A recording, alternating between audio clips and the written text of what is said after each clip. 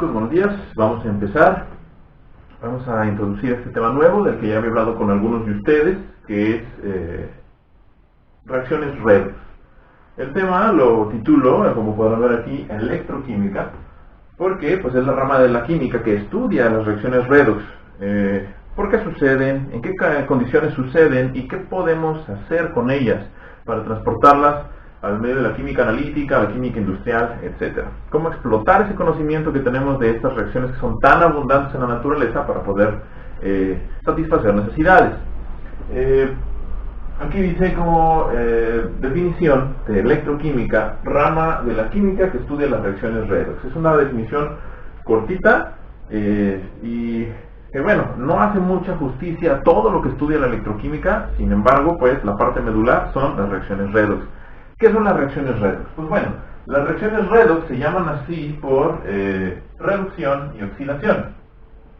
Pero ¿qué es oxidación y qué es reducción? Nosotros tenemos un concepto muy general de la oxidación y generalmente cuando hablamos de oxidación hablamos de óxido, y cuando hablamos de óxido hablamos de corrosión, cómo los metales empiezan a degradar por efecto del oxígeno, y esto pues perjudica la estructura de ciertos materiales, por ejemplo del hierro y de otros metales semipreciosos. Podemos tener por ejemplo corrosión en el cobre, en mezclas de metales como el bronce, y esto pues lleva al deterioro y pues el posterior de alguna manera deja de funcionar, vaya, al final. Pero pues desde la definición de la química, la oxidación es la pérdida de electrones. Cuando nosotros sabemos que un átomo en estado basal tiene el número completo de electrones para ser estable, pero ¿qué sucede? La mayoría de ellos buscan, según la regla del octeto, conseguir 8 electrones en su última capa para tener estabilidad, y esto hace que, o los obliga, por así decirlo, a combinarse con otras sustancias. Pues bueno, cuando un elemento tiene carga cero, decimos que es su estado basal, es el número de electrones que tiene de manera natural, que está equilibrado con su número de protones. Cuando este cede los electrones para vincularse con otra sustancia, entonces decimos que se oxida, porque su valencia aumenta. Si se recuerdan, los electrones son cargas negativas, entonces el hierro en estado cero, por ejemplo, si cede 2 electrones, tendrá carga o valencia más 2, porque pierde 2 cargas negativas. Caso contrario, en la reducción, cuando una sustancia gana electrones, entonces decimos que esta se reduce. Por ejemplo, el hierro más 3, en estado iónico, cuando recibe 3 electrones, 3 menos 3 se vuelve 0, y entonces su valencia disminuye de más 3 a 0, decimos que se está reduciendo. La oxidación y la reducción, a grandes rasgos, son procesos de intercambio de electrones en ciertas especies que suceden de manera natural en cualquier reacción química. Hay algunas en las que no es tan evidente, pero la gran mayoría de las reacciones de la naturaleza implican ganancia y pérdida de electrones en la misma especie, que esta cambie de valencia, y entonces estamos hablando de una reacción redox. Bueno, enseguida vamos a utilizar para explicar qué es la reducción y la oxidación dos ejemplos, bueno, el mismo metal en dos ejemplos diferentes. Por ejemplo, la semireacción que tenemos aquí arriba, se llama semireacción porque es una reacción completa, solo implica una de las especies y sus electrones. Tenemos hierro en estado basal, valencia 0. ¿Cuál es el hierro en estado basal? Pues es el hierro que encontramos en la naturaleza, en aleación, por ejemplo, en piezas de acero, herramientas.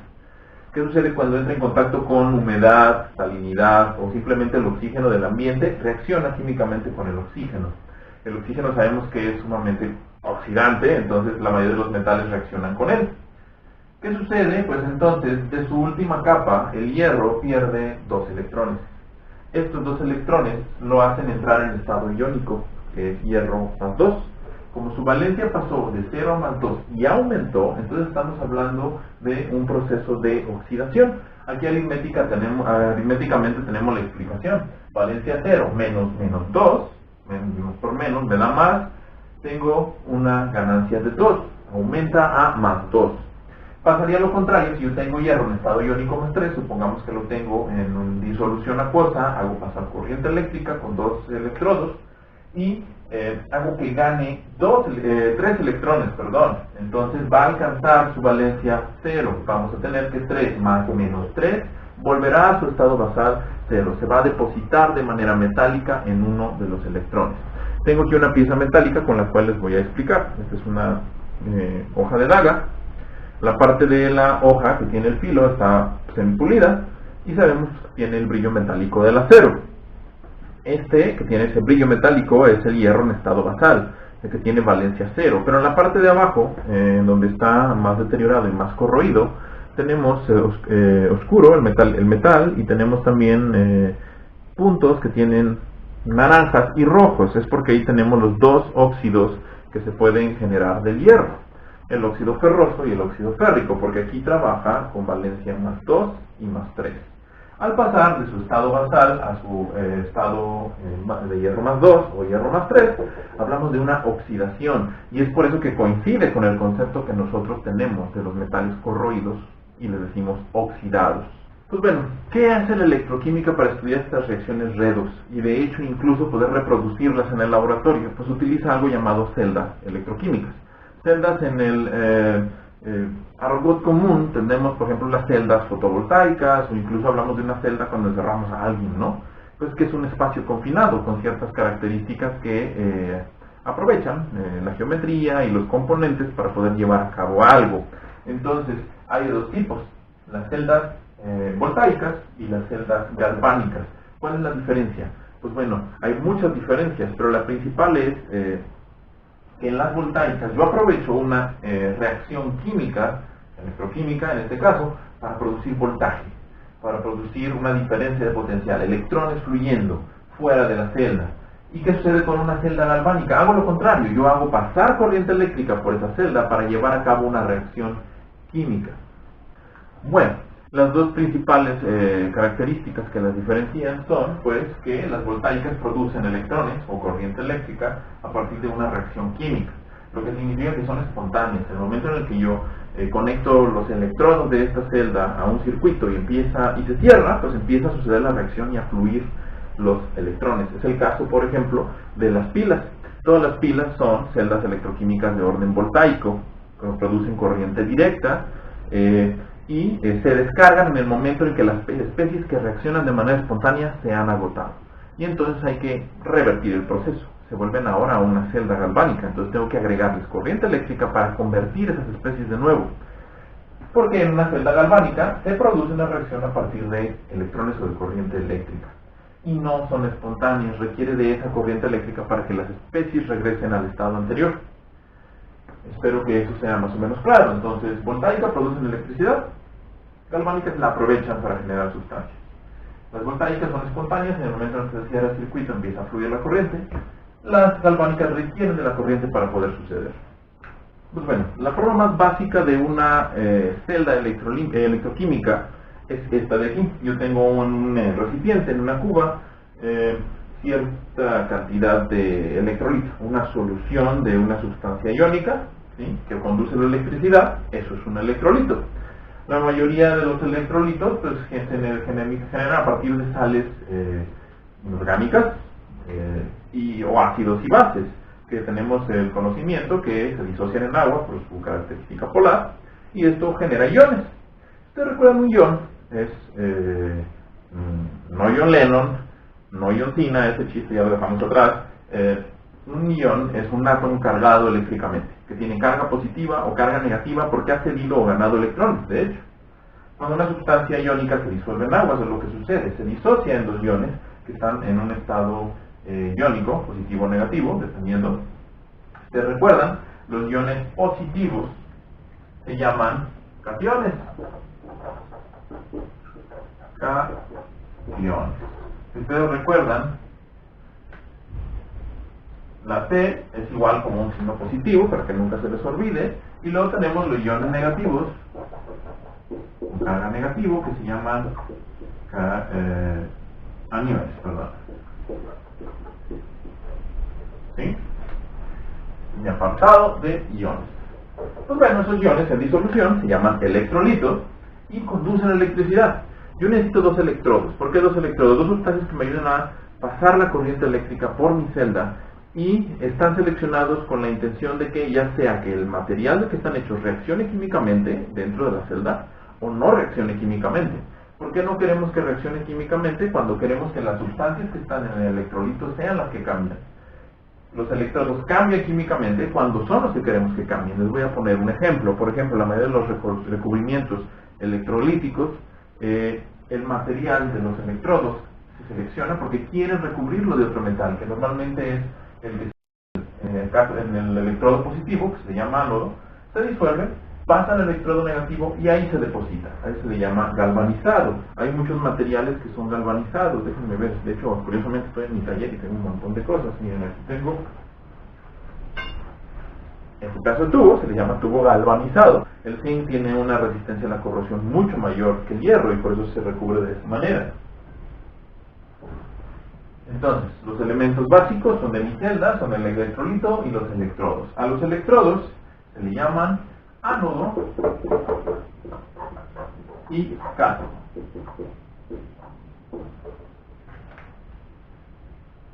Croac, croac, croac. Pues bueno, esto es a lo que yo le llamo la ley de la rana. Es una mnemotecnia en realidad. CROAC son siglas. La C es de cátodo, R es de reducción, O de oxidación, ánodo y C de constante. ¿Qué significa? Gracias está la rana, es de mi hija, que en el cátodo siempre suceden las reacciones de reducción. Las de oxidación corresponden al ánodo y esto siempre es así, es constante. ¿Te recuerdas? Son los electrodos. El electrodo que llamamos ánodo es donde se va a suscitar la reacción de oxidación. En la del cátodo, la de reducción. En el cátodo voy a tener la ganancia de electrones, en el ánodo voy a tener la pérdida de electrones. Y es importante saberlo porque en muchas ocasiones, al diseñar una celda, el ánodo puede ser positivo o negativo dependiendo del tipo de celda que tenemos. Por ejemplo, en una celda electroquímica, que dijimos de orden galvánico, en donde tú quieres llevar a cabo una reacción con electricidad, el ánodo es el positivo y el cátodo es el negativo. Sin embargo, en una voltaica se invierte esto. ¿Por qué? Porque en lugar de entrar la corriente sale, y entonces el ánodo ahora es negativo y el cátodo es positivo. ¿En dónde vemos esto? En una batería de carro. Una batería de carro tiene dos electrodos, dos postes que le llaman normalmente, que tienen un signo positivo y un negativo. Aquí el negativo sería el ánodo y el positivo sería el cátodo. De hecho, creo que tengo por aquí una batería de carro. Esta es un acumulador, o una batería de carro. Se le llama de plomo ácido, porque tienen muchas placas de plomo, sulfato de plomo, y una membrana permeable sobre los iones que se llama Celgar. Tenemos un borne positivo, un poco empolvada, está guardada. La utilizo para algunos experimentos. Positivo y negativo. Es una celda de orden voltaico. El negativo es mi ánodo, el positivo es mi cátodo, en este caso de aquí. ¿Por qué? Pues porque van a fluir las cargas negativas de este borne hacia el sistema.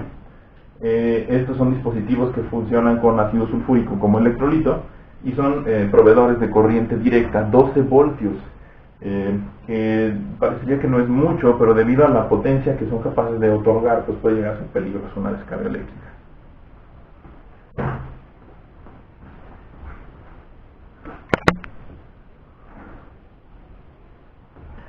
Bueno, aquí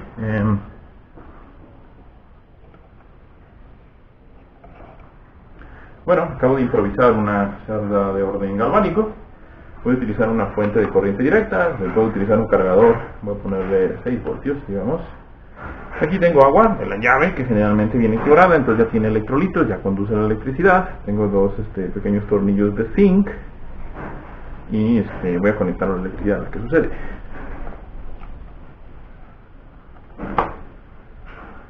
Bueno, en el momento en el que conecto la electricidad, empieza a haber un ligero burbujeo en el electrodo que está de color verde.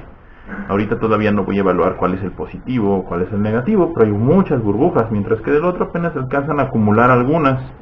¿Qué pasaría si incremento el voltaje? Voy a poner 12 voltios y ahora es mucho más evidente el burbujeo, mucho más rápido. En el otro empieza a generarse un ligero burbujeo. Si yo dejo esto por tiempo indefinido, lo voy a dejar a un lado y vamos a ver qué sucede y al ratito platicamos de qué es lo que está pasando aquí.